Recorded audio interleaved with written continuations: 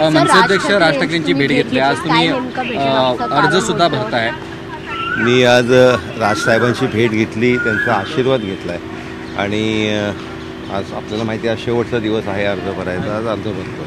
कोकण पदवीधर मतदारसंघातून मनसेकडनं सुद्धा अर्ज दाखल केला जाणार आहे आज, त्याच्या बाबतीत काही चर्चा झाली तुमची राज ठाकरेंची, कारण का महायुतीत आता तुम्ही एकत्र आहात? मी या इकडे खरं तर आज मी अर्ज भरतोय म्हणून राजसाहेबांचा आशीर्वाद घ्यायला आलो होतो आणि साहेबांचा आशीर्वाद घेऊन आता अर्ज भरायला चाललो। त्यांचं सहकार्य मागितलं, मी त्यांचा आशीर्वाद मागितला आणि आशीर्वाद घेऊनच चाललो। सर, लोकसभा निवडणुकीमध्ये राज ठाकरे यांचा फॅक्टर खूप महत्त्वाचा ठरला, त्यांच्या देखील मनसैनिकांची मतं खूप महत्त्वाची ठरली उमेदवारांच्या पाठीशी। कोकण पदवीधरच्या ज्या निवडणूक आहेत त्याच्यासाठी फॅक्टर हा कितपत महत्त्वाचा ठरेल, मतं विभाजित होतील का?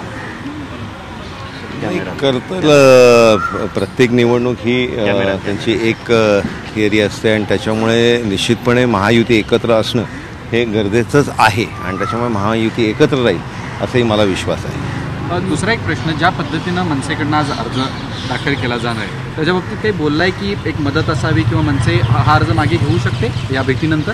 नाही, मी मुळात तुम्हाला परत सांगतोय, तुम्ही गोल गोल फिरून त्याच प्रश्नावर येत आहे म्हणून मी तुम्हाला स्पष्ट सांगतोय, मी आमचे बरेच वर्षाचे संबंध आहे साहेबांबरोबरचे। मी आज राजसाहेबांचा आशीर्वाद या इकडे घ्यायला आलो होतो आणि आशीर्वाद घेऊन चाललो। सर, या आजच्या भेटीमध्ये नेमके कोणकोणत्या विषयांवरती चर्चा झाली? कारण धन्यवाद। निरंजन डावखरे राज ठाकरेंच्या भेटीसाठी गेले होते, ते कोकण पदवीधर संघाचे भाजपचे उमेदवार आहेत आणि त्यांनी आता राज ठाकरेंची भेट घेतली।